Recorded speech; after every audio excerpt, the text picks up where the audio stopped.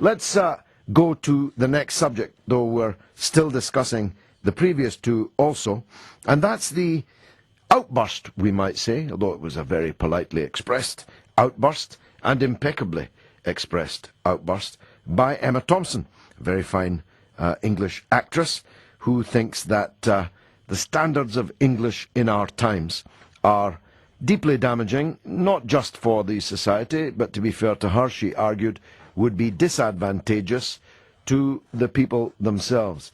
Young children at school, and she was visiting her old school when she made the remarks, using phrases like "in it" and "likes."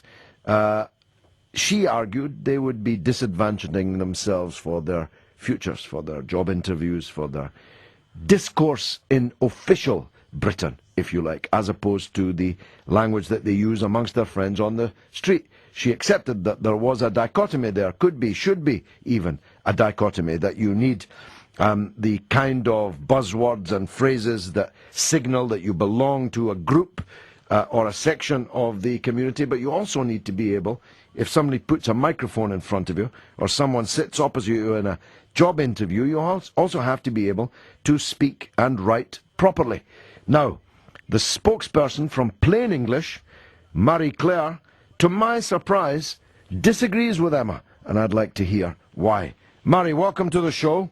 Hello there, George. It's terrific. And I hope you're not going to tell me off for that. No, I'm not, but I'm curious. I'd like to hear from you why you thought Emma was wrong. Well, do you know, Emma is that quintessential English speaker. Absolutely beautiful, lovely vocabulary, everything else, can't fault her. And I'm sure as Nanny McPhee, again, a lovely character, but I don't know, there's a little bit of the grumpy old woman going on there, you know, because young people are there to rebel and to have their own little world and all the rest of it. And we've all been through it, haven't we? You know, we go through our teens and we want to be different from adults. We want to have our identity. So, of course, we're going to Yes, use but when language. we're adults, Murray, we put away childish things, like "in it." If you saw, and you're the champion of plain English, if you saw the standard of the texts and emails that I receive here, and I receive sometimes 1,000 a night, and I read them all, you would be staggered at the, well, functional illiteracy of hundreds of people a night. You'd be staggered by it.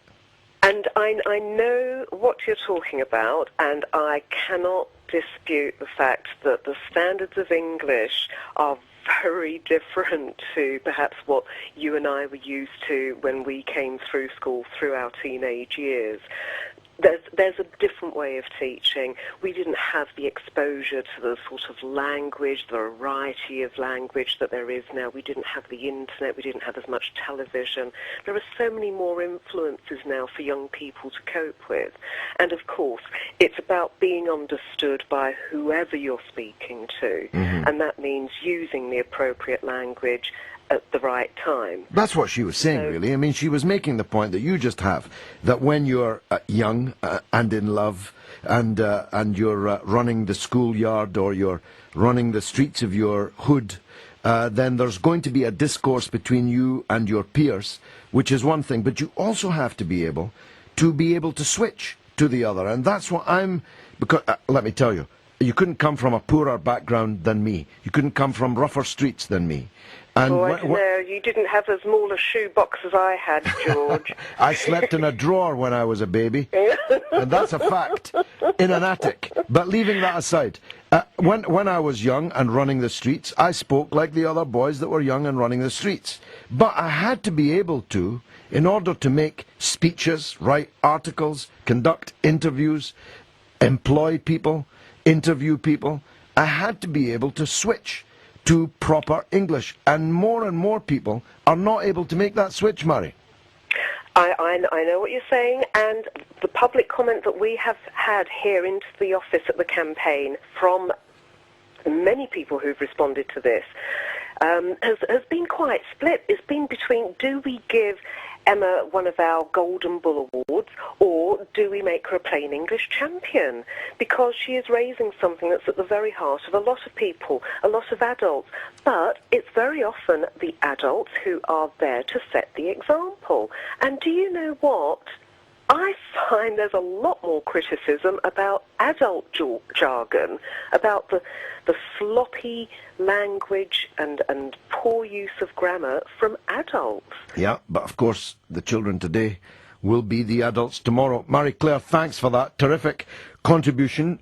Marie-Claire is the spokesperson from Plain English, and Ryan in Manchester has a point of view on this very